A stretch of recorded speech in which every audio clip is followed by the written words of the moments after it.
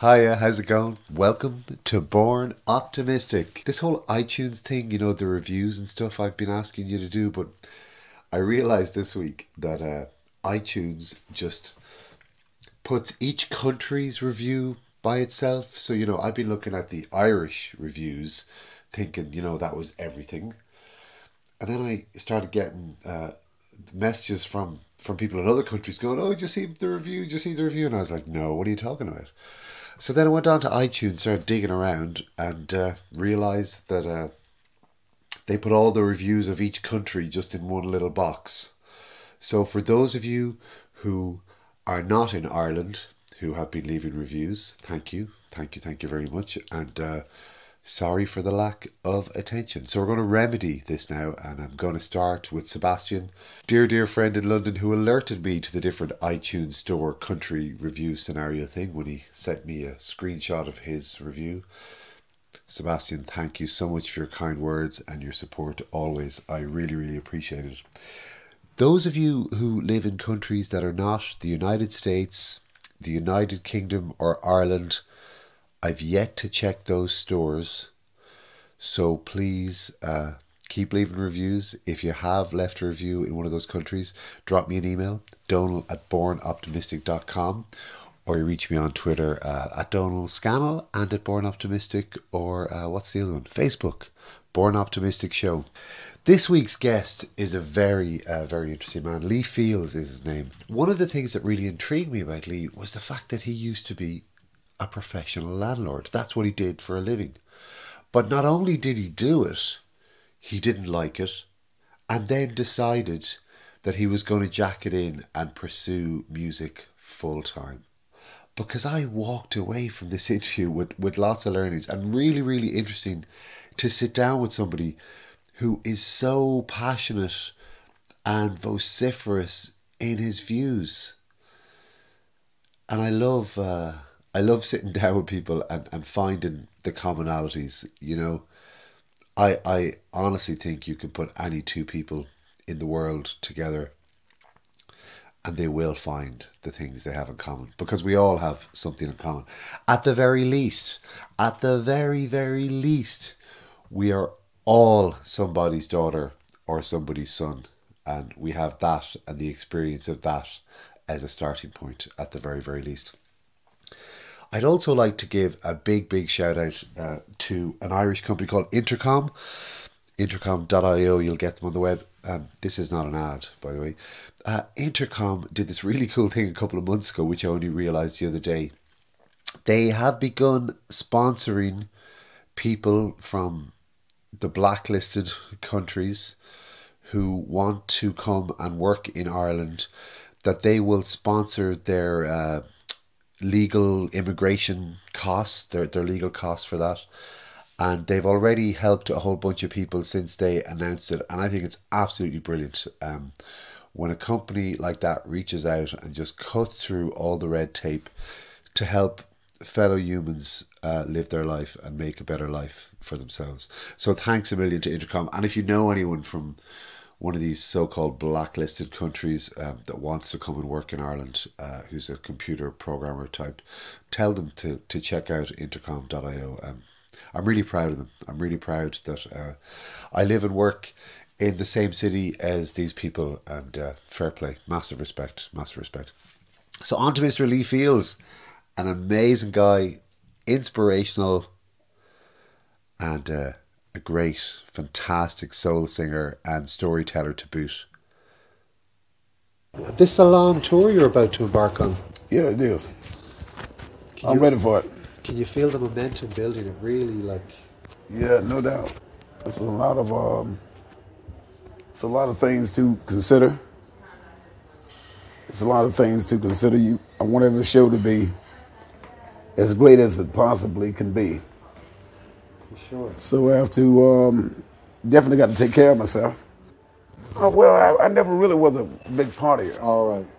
I was the type of guy that did my shows and went home. Even in my younger days, I was never one of those guys that hang out and in the streets. Well, Lee, I really appreciate your time to do our show. And I appreciate you taking your time. Thank you. Thank you. And the show is called Born Optimistic. Born Optimistic. That's Born a good title. Optimistic. So I would like to know, Lee, for you, is the glass half full or is the glass half empty? How do you see the world? I think the glass is half full. Because I believe it's going to be more. You know, when you say the glass half empty, apparently you're looking for, you know, you're looking for the substance that's in that glass to actually become none. I think it's always about more until there's no more. That's what human beings do. We're optimistic. Being optimistic helps in solving the problems that plague us. Being optimistic help the dreamer's dream. A pessimistic person is, I mean, they're full of nothing but doom. You know, so I'm I'm full of dreams. What do you attribute this optimism to? Like, what's the well you draw from? God, the Creator. See, like, I have my concept of God, which I'm a Bible-believing guy, and I read the Bible. It's one instance in the Bible where God is referred to as it. One instance that I found. I got to search for that again. And I truly believe, see, I don't think God is a man. I think Jesus was the Son of God, which when he spoke, God was speaking through. Jesus was the oracle where God spoke to man. So when Jesus spoke to you, that was actually God speaking, but not the physical man. The physical man was a flesh. I think it's the only flesh that entered into heaven. But I think God is absent of all things. And where did this come to you? I read in an interview you did that your family, when you were young, went through different, it seemed like different phases. I could be wrong, but, you know, at one stage times were tough and your parents had to run a club in the home. Yeah, speakeasy in the house. Things was hard at that time for a man of color, people of color to accumulate anything because there was no jobs in that region that I was in other than just the menial jobs. So Dad and Mom, they ran on Fridays, the house turned into like a juke joint. So I saw, that was my first contrast of seeing people move by secular music, and then we go to church on Sunday then see people move by spiritual music. And basically, it was the same thing, except, you know, the ladies had their hands up in the sky looking for something. I was trying to figure out what in the world they were looking for. I looked, I didn't see anything. So they had their hands up as the preacher preached. And then when the preacher come around and he touched, the ladies, they fall out on the floor. But I be saying to myself, man, please don't be touching me. You know, because I thought that, you know, I didn't know what was, I mean, I was in awe of the preacher because, hey, man, to be able to make somebody fall out like that, just bypass me, though. You know. So this was North Carolina in the 50s. North Carolina, right. So the Friday night juke joint, I mean, what happens at a juke joint and what did you get from it? Were you allowed to stay up for it? I mean, what was the scene? Well, we wasn't allowed to stay up. We were supposed to be in bed asleep. But, you know, you heard the sound of the bass on the speakers. And when they come in the room to check on us, we pretend we were asleep.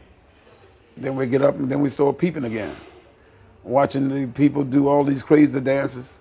And they be, and actually they were the same people that were in the church on Sunday, except the music changed. And their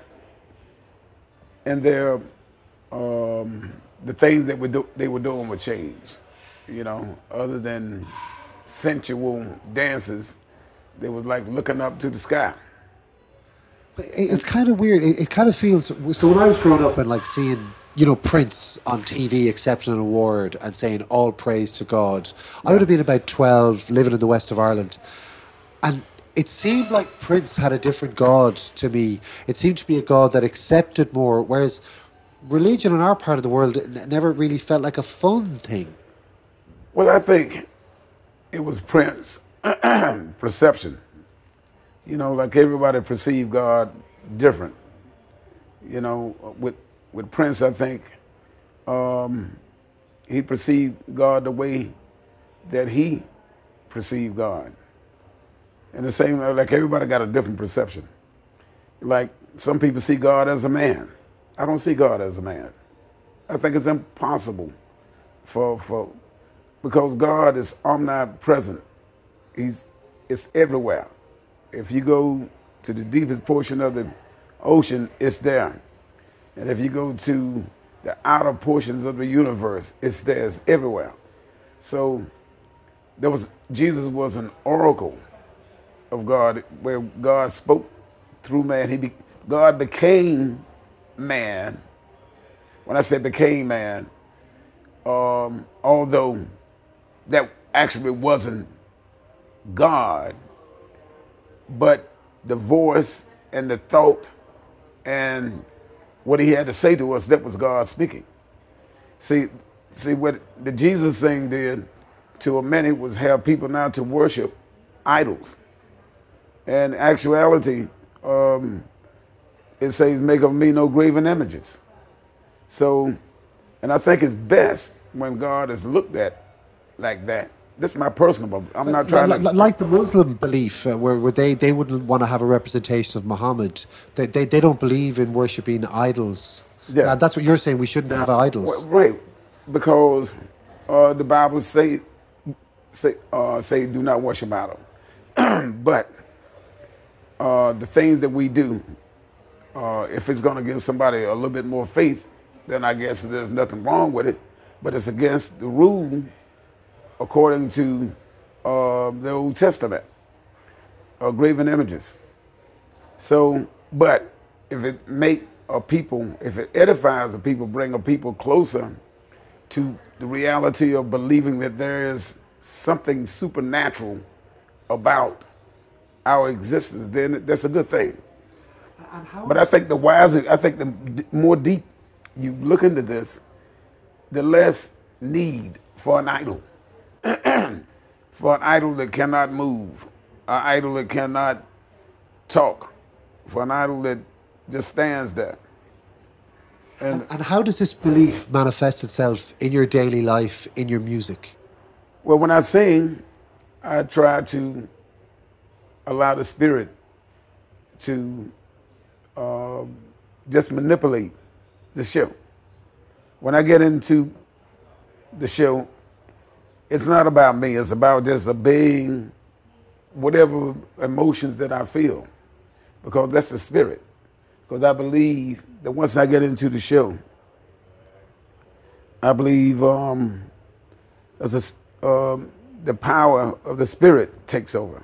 It tells me how hard to sing it, how soft to sing it, and I listen, because soul is all about the Spirit. Although I'm a sinner man just like everybody else. Nobody escapes sin, because the flesh was conceived in sin. So I'm not trying to put myself on some pedestal. If it's putting myself in a way, I will be at the bottom. Well, how do you feel when you sin then? Does sinning feel good or does sinning feel bad? Say that again? When you sin, does sinning feel good or does sinning feel bad? Well, we're sinning every day. If you shake hands with a person that just murdered somebody, you're just as guilty of that murder as the person that murdered that person. Sin was put there so that grace should abound. So we're in sin in these bodies. So There's nothing we can do to avoid sinning.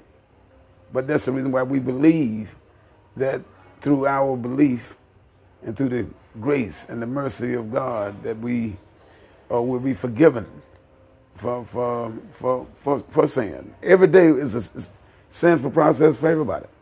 And when you were playing, Not deliberately trying to sin, but we're in sin. The flesh is of sin. well, especially in the nighttime, in the world of rock and roll, out and about amongst it, it's dripping literally all around you. Well, when I perform, like a lot of singers are out there trying to have a good time, this is business. My job is to give these people that support me a performance that they feel as if they've been released for a moment and went on some sort of happy excursion. And although it's only for a little while, but what it does, it shuts the body down. Just like sometimes if your computer is not functioning correct, you turn the computer off and it'll reboot. The human being has to be rebooted as well. If they're thinking about problems and troubles too much, then that person stands a possibility of a malfunctioning. So we have to forget about a moment our troubles, and that's my job, is to become as amusing as possible, so that all of the things that maybe troubles a person for a moment, they'll forget about for a moment. And then in a lot of cases, when they come back to their realization, a lot of times the problem really wasn't as bad as they thought it was. You know, I'm quite sure there's a lot of people that jump off buildings on their way down. I'm quite sure if they could change their mind, I'm quite sure they would. And which was a bigger influence in setting you on this path? Was it the juke joint or was it church on Sunday? Which are you trying to recreate? Church. Well, the church was what actually got me thinking. And now the juke joint, what I try to do is I feel like it's enough preachers. It's so many preachers, man. I mean, there's a lot of preachers out there. I think if the world need anything, it probably don't need another preacher. So maybe if I can spread joy in some kind of a way, the way that that I do, as long as, in other words, I'm going out there in the places that a lot of so-called holier than thou people wouldn't go. Yeah. I'm going out, but I'm keeping my confidence that God is with me. God is with me everywhere I go. And when did you start this journey? When did you decide? Can you remember what stage of your life when you went, this is it, this is the plan? Well, ever since I was a kid, I was amazed. I remember as a kid, I guess I was about maybe 5, 6 years old. I wonder why every house I went into, they had a picture of this guy, and they called him Jesus. And I wonder why. And this what got me on my quest. And then at an early age, I read the Bible. See, I read the Bible twice. I read the Bible when I was about 8 or 9 years old. I couldn't really understand fully, but I would ask Mama the meaning of different words, and I read it the best I could. And then I reread it when I in the early 80s, when things became rather non-favorable on my music quest. So I was looking for something to cling to, so I read the Bible. And they gave me the energies and made me positive in such a way where all of the obstacles, I found ways of getting around all of the obstacles. You know, like I wasn't getting in a radio play. and I was almost. I just started in the '70s with a nice record, and it seemed like by the '80s I was like done. And I read, and the more I read, the more sure I believe that I could pull it off. I could actually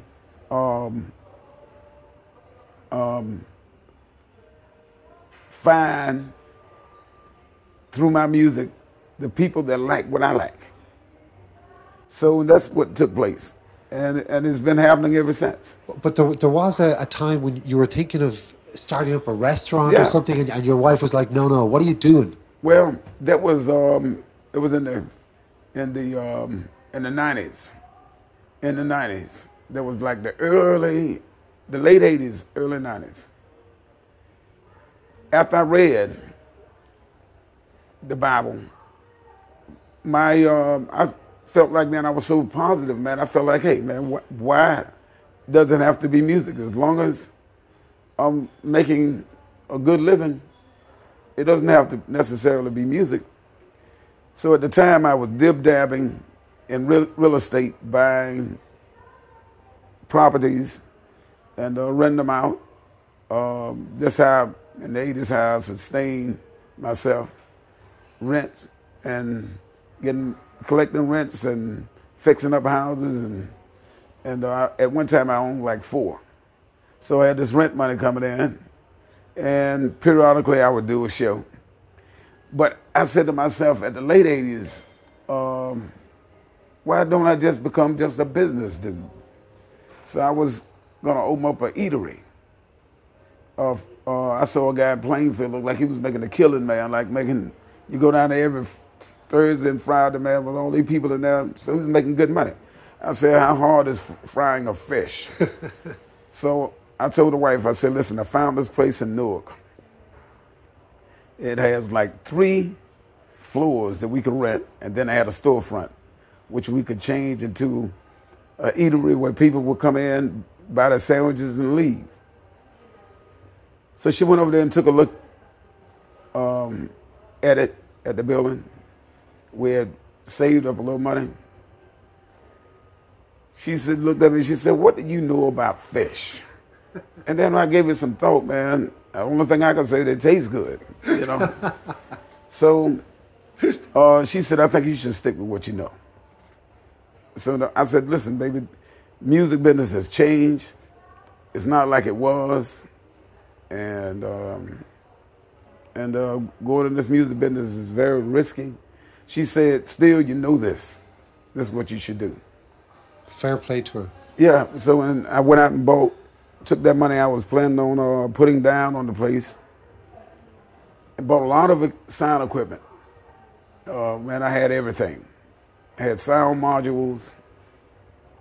I had a Yamaha, what was the name of that computer? A C1, was a Yamaha C1 computer. What I was using Voyager program, and Voyager program was something like Pro Tools, but Pro Tools advanced, and I don't know what happened to Voyager. I don't hear people talking about it anymore. But I could cut my sound modules.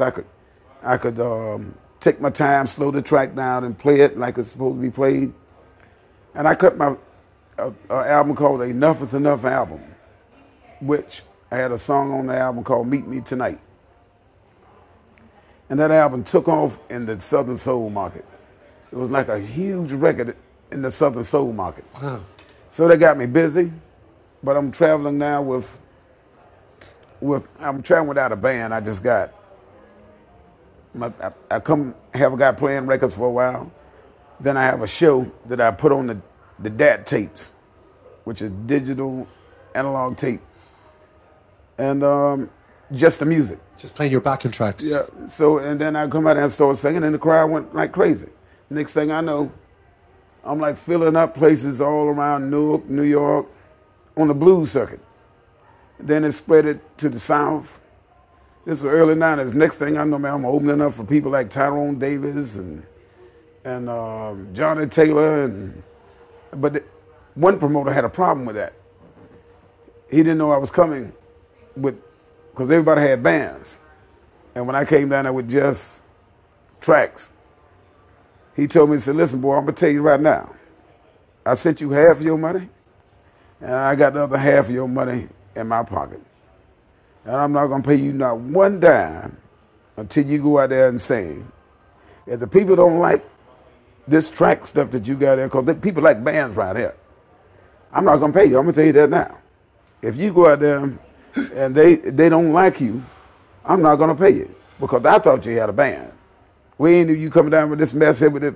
Look, Jonathan Taylor, look how many pieces he got. Look at Tyrone Davis. You're probably making more than the headline act because you're not paying a band. You're walking away with all the fee for yourself. Yeah, well, I wasn't doing good. And so I went out there. They called me on. I went out there.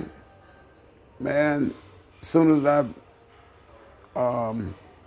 went on stage and started singing, the crowd started swaying. And then when I got to the song that they really love, Meet Me Tonight, the crowd went like nuts.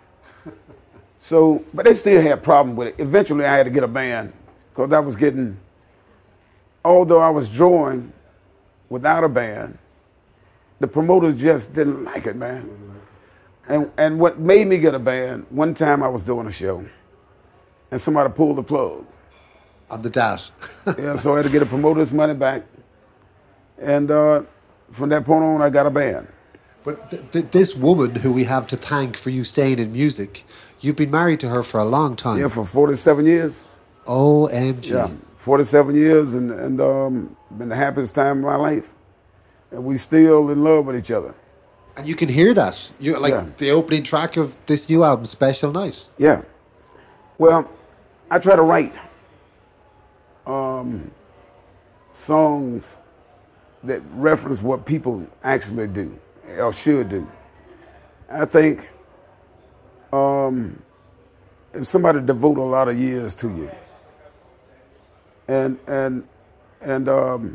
people should look at the bright side of it, other than just the fact of two people been together a long time. Being together a long time, that's a blessing. For somebody to really think enough of you to stay with you for those years and think enough of you to care about you after all of those years. And some people can't be with each other longer than a week and they done. Some people can't live with other people. And to find someone that I truly adore and love after all of these years, I look at it as the greatest thing that has happened to me. And what's your secret? What's the secret? 47 years. What tips have you got to pass on? What it is, just be concerned about the other person, just like you concerned about yourself. Because when you marry, you're one flesh.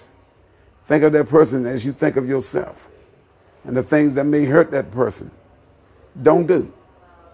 And if you do things that hurt that person, make sure that you refrain from that and give that person a sincere apology. Because what you do when you hurt her, the only thing you're doing is hurting yourself. But I mean, if you really love somebody, you hurt them, you hurt yourself. But it's not all plain sailing. I mean, the other song on Special Night, Work to Do. I mean, is that for real? Is that from your life? Can you tell us about that? Well, work to do. As I said, I try to sing about things that people do and real things in people's lives. I overheard somebody saying that they were thinking about getting counseling. And I thought, hey, man, it'd be a great idea to write about something like that. Because people don't sing about stuff like that. It's more than songs and just singing about how much I love you and let's dance and about a party, man. It's real. So I feel like, yeah, a counseling song.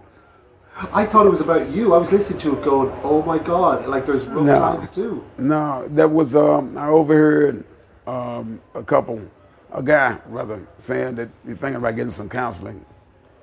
And so I made this fictional story up, and I put myself in a situation. Okay, this guy got a problem with drinking. Or it could be any kind of substance abuse.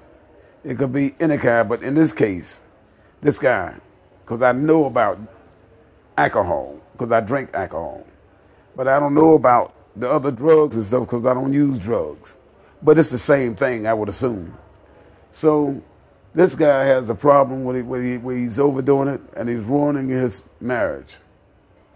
So the moral of the story is he decided to take responsibility and do what he had to do to keep his family. It doesn't get any better than that. It doesn't get any better than that. I was listening to that song going, number one, I thought it was real. I thought it was about you, and I was going... Well, I tried to sing it like it's real.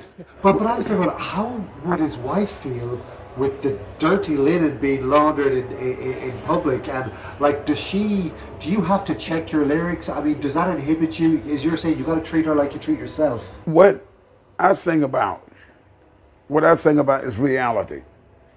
And she knows what I sing about is real. People want to hear reality. They want to hear something that people actually do. Okay, people, I, for instance, believe that every night is a special night with my beautiful wife. And I also believe that people have serious problems out there. Some people drink too much. Some people use too much cocaine. Some people use too much, some people do all kind of crazy stuff. So I decided to write a song about reality. So she understands that if people say, well, I want to see singing about herself, I want them to wonder. I want them to wonder. I want them to think whatever they want to think. If it's going to give them some sort of euphoric journey. If they think the song is real, let them believe it's real. If they ask me, I'll tell them just like I told you. But that doesn't concern me as far as whether they think it's real or not. What concerns me, do you enjoy the song? Does it give you some sort of positive thing? Are you in that situation? But you sing about temptations of the flesh, yes, as well. So because we are in a world of temptation. We're in a world of temptation. Television, everything is built on temptation. You look at television, they have all kinds of shows on TV that, in actuality, if we were all on the same page, we'd say, no, that's a little bit too much. But unfortunately, we're not all on the same page. So you find TV shows where people are murdering people. There's sensual pictures. Sex and all of that kind of stuff. But that's reality. If I'm going to sing about reality, and back in Jesus' time, back in those times, there was a woman, she was an adulteress. This been around ever since the beginning. It's nothing new. It's part of the human saga. It's part of life. So people do things, they do wrong things. So my job is to take whatever song that I can touch somebody on and show them a positive, like this song, for instance. This guy went on down to the counselor's office. He went out there like because he wanted to salvage his family. So there's hope for anyone in any kind of situation that's causing their relationship to fail. In the song on the album on Special Night as well, you've got a song called Make the World. You know, if we all work together, we can make the world a better place. Yeah. What would you like people to do together? How would you like to influence people? In what way? What actions would you like to see? Well, first of all, there's a lot of things in the world today that need to be addressed. There's a climate change. There's this earth, this Garden of Eden. We are the only creatures on this planet that can change it. And we have to see the reality. We have to come together. Everybody, the vast majority have to come together and see that it is a serious situation. Our progeny won't have anywhere to come. The water is going to be polluted. I had a dream. That song came to me in a dream. One night I dreamed, it was two parallels. One night I dreamed that I dreamed about the world situation of how bad things have gotten with pollution. The waters, all the waters, most of the water in the world was polluted, undrinkable. Fish, everything dying in masses. It was such a horrible dream. I woke up out of that dream. Such a horrible dream. I woke up, and when I went back to sleep, I had a good dream. I dreamed that people came together and addressed these problems while it's time. And the world, I saw the future. The world, the waters was clear. Everything was just like pristine, and people had concern for each other and concern for the planet. Because this is a spaceship. This is a spaceship that was designed to last as long as it takes to get us wherever we're going. I have no idea where we're going, but I do know that this is a spaceship, and it was perfectly designed. So, if we were to take care of this place, maybe somewhere in our linear, our future progeny would get there. Will get there to that place. But you know, people are concerned about climate change, but they don't always know what to do. So as an individual, like, what things do you do in your daily life that you wish everyone would do? What kind of tips for us all to just start these small steps? First of all, plastic containers, I put them in there where the plastic is supposed to be. I don't throw paper and stuff on the ground. Some people just discard everything, man, and just throw it out the window. Then I try to encourage through my music the awareness that we got to take care of this planet. It's one person can't do it. It's got to be a collective body of individuals that see how real this situation is.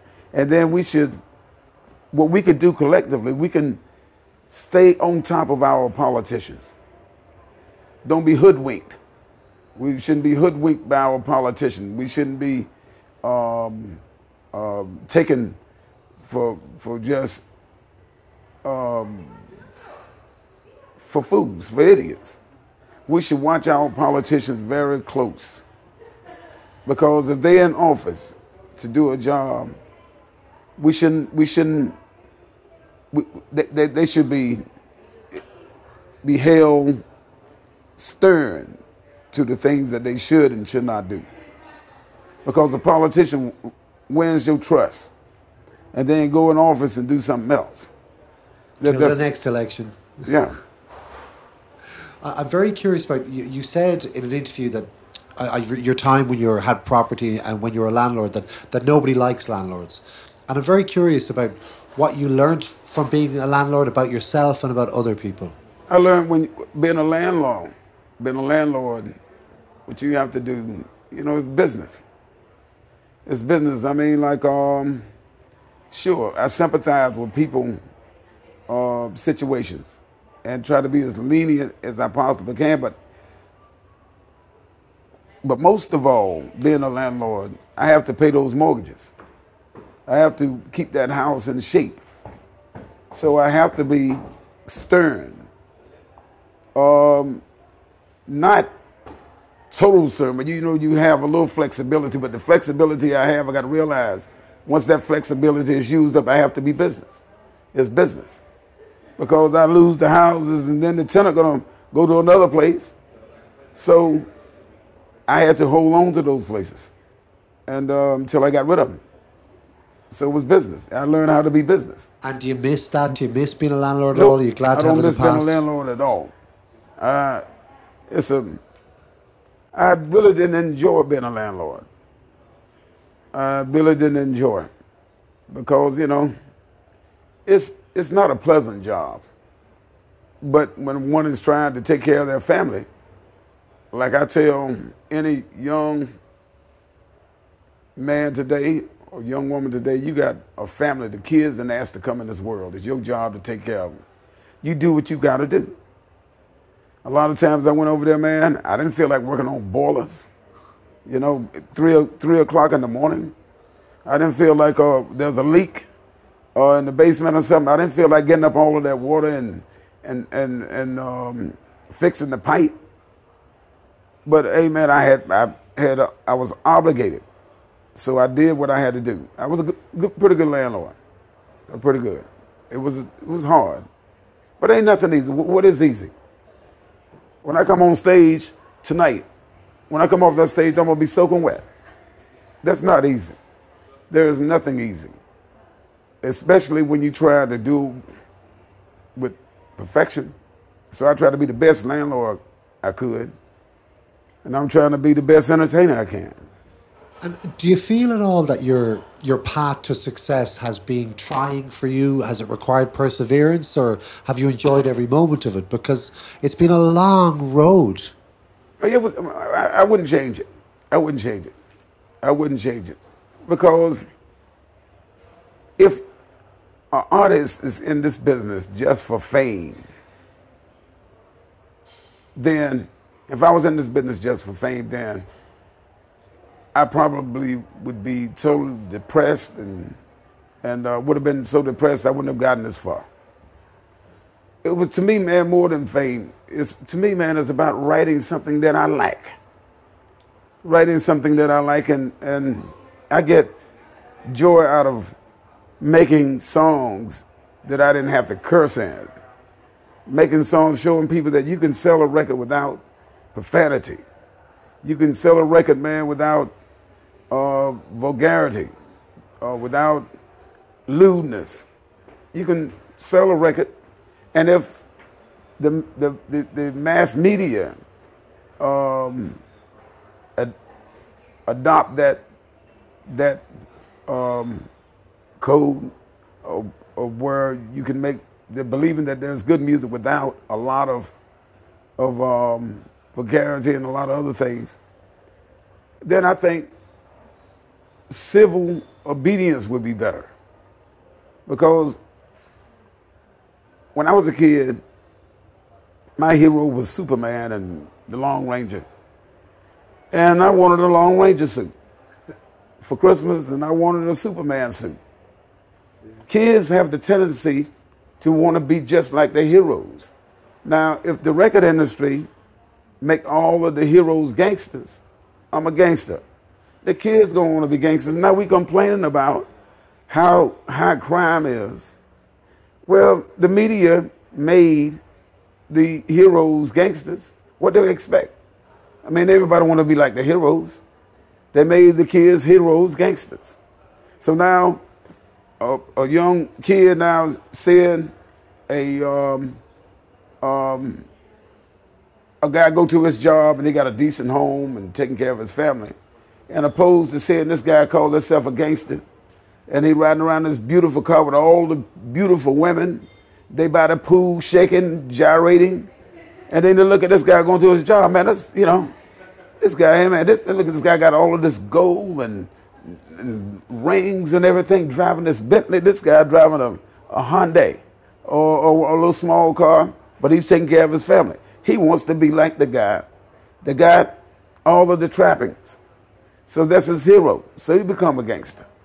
So he raised his gun in there, you know. So it's mass media has to accept some of the blame of what is happening in the world today.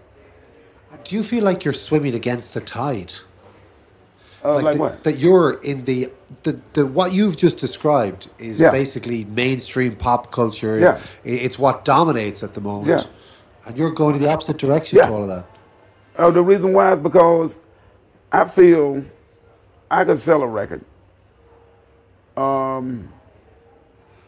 I could sell a record if mainstream culture accept me on a record, which I've been on mainstream with Martin Survey, and I'm on a mainstream thing with a group out of Australia. They got a album with my voice on it. I'm just singing the hook. That's going to be mainstream because it's taking off real strong. But to me, my primary purpose, man, is to make songs that I like. I don't like a lot of vulgarity. I don't like when a person comes on, they got to curse. Why you got to, you know, but I don't go out there saying, listen, only person that I have control over is me. I'm not going to let him do it. I can't stop him and I can't stop her, but I can stop him. The only person you can control is yourself. That's right. The only person. And then I'm trying to do it in a way where others like it. Where others like it. And so far we have a lot of supporters all over the world. They come. Was in New York last week, and we had almost a sellout house. It was on a very bad night, snowy and everything. Very bad snowstorm. But we was about 150 people short of selling out this 1,200 capacity room. And they came out in the snow, you know? So whether I achieve the status of the superstar, I'm not, you know, that would be nice. But only thing I want to do is feel good about what I do. I feel good about my songs. I feel good people can listen to something and I'm telling you real life stories. I'm not telling you about this guy got this empire and killing everybody that get in his way just for ratings. You know what I'm saying? I'm curious that thing, you know, that we can only control ourselves. What age are your kids now? Your children, are they grown up? Yeah, they're grown. But, you know, when they were growing up, when they were teenagers, young teenagers, like, what type of bad stuff were they attracted to, and how did you prevent that? What I did, they was attracted to the same thing that's out in the street. They was attracted to my oldest son. He got kind of lured out in the street. I pulled them. I got, as a matter of fact, I was home off the road in the mid-'80s. So I was there, and it was a good thing that I was there, because if I wasn't there, he probably would have gotten lured out there in the streets, which he didn't, thank God. None of them have jail records, so that's a beautiful thing. Because there's so many young males today in ethnic communities filling the jail's house up. And I really think when they privatize the prison system in America, that's when the music changed. That's when the music started changing about they want to be gangsters. Now the prisons are full of minorities, and it's sad. And I think all of this was an elaborate scheme. It's like the prisons and gangster rap are elements of the same It's business luring model. It's luring young folks to become gangsters. I mean, I think it should be allowed. I think it should be allowed because we are in a freedom. We're in a country of freedom. But I think focus should be on situation to show that you don't have to do this. That you don't have to do this.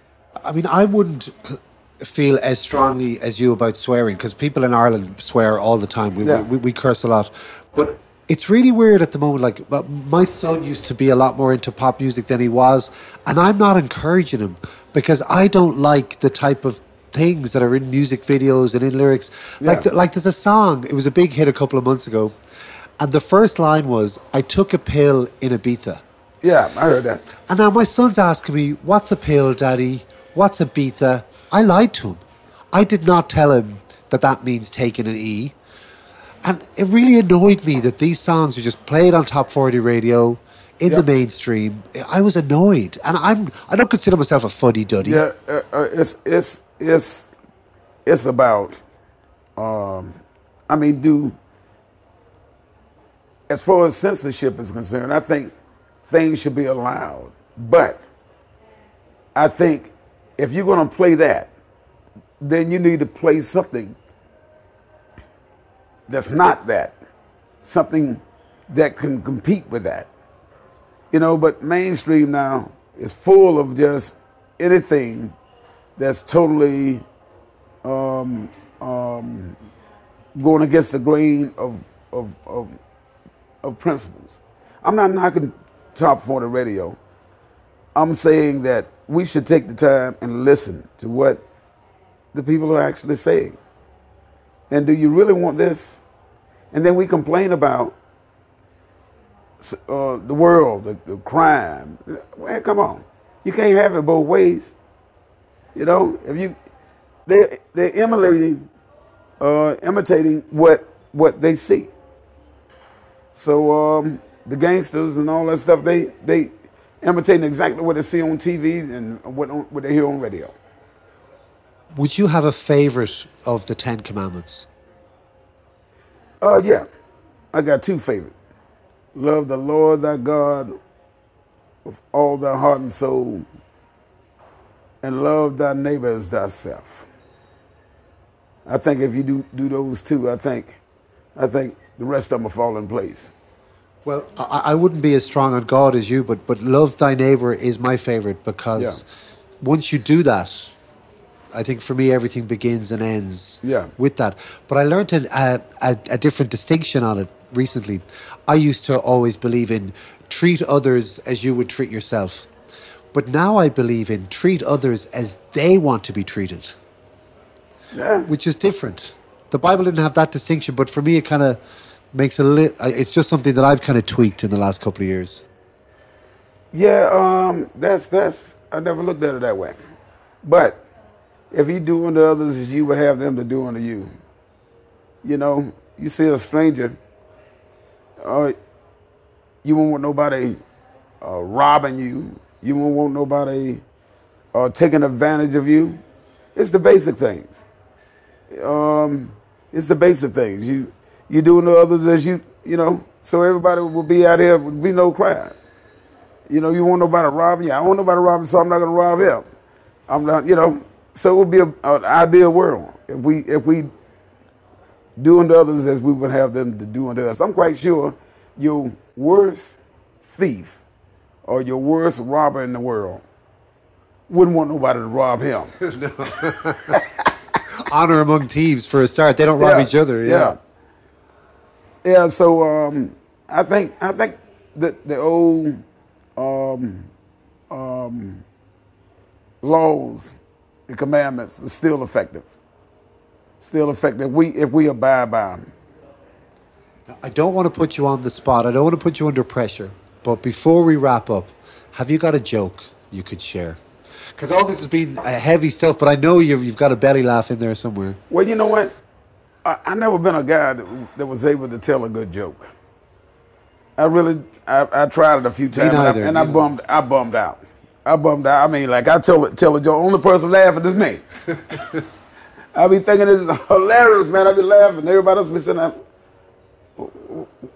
What are you trying to say, man?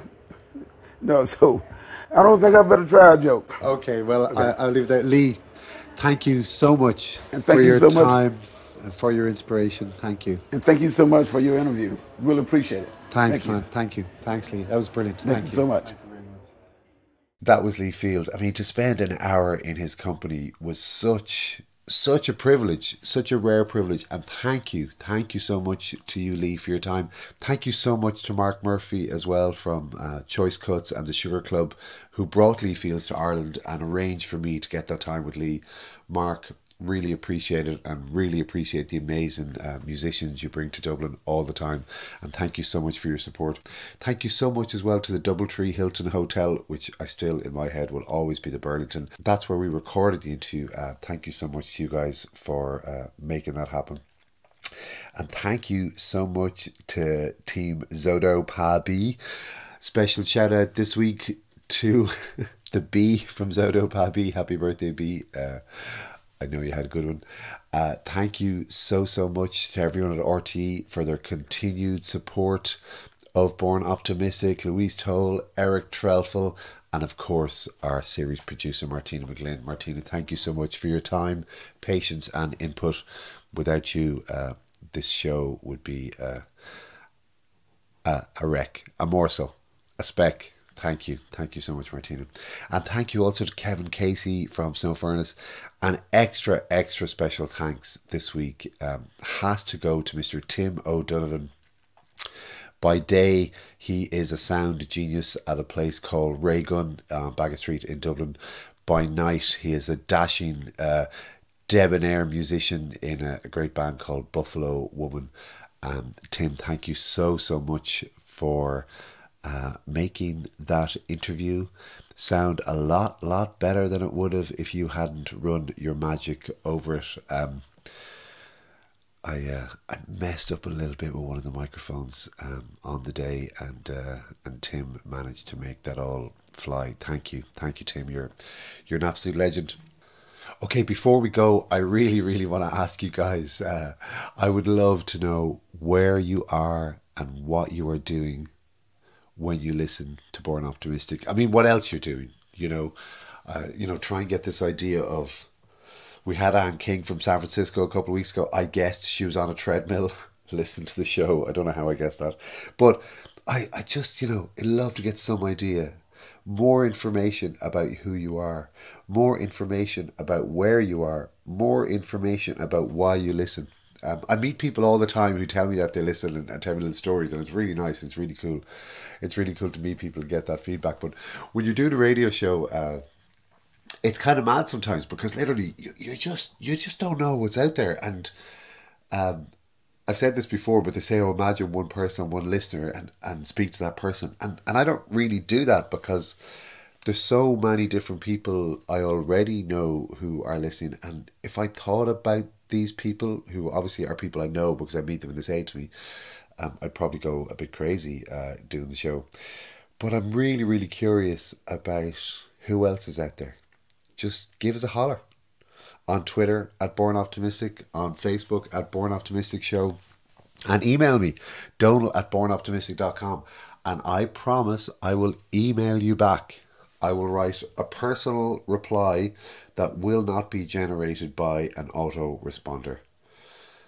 And this offer stands for until the next show, really. Let's take it show by show and see how it goes.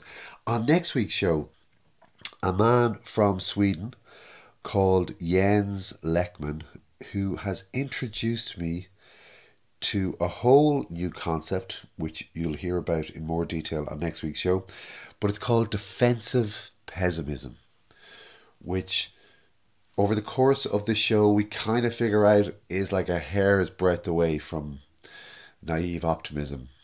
Very interesting, very interesting guy. A guy I've been a fan of for quite some time, and it was great to get the time to sit down with him. So next week on Born Optimistic, tune in and find out all about defensive pessimism. Until then, you are free to look up the term in your search engine of choice, or you can just wait a week and find out a little bit more about it. Thank you so much for listening. I really appreciate it, and it's just so cool that people are listening. That's what keeps it going. If there was nobody listening, there wouldn't really be much point in doing the show now, would there? Well, actually there would, because I get a lot out of talking to all the great people I get to talk to. But you know what I mean. It's really nice knowing people are there. And holla, send us a picture. Show me where you are. Tell me where you are. Thank you so much. Until next week. Bye.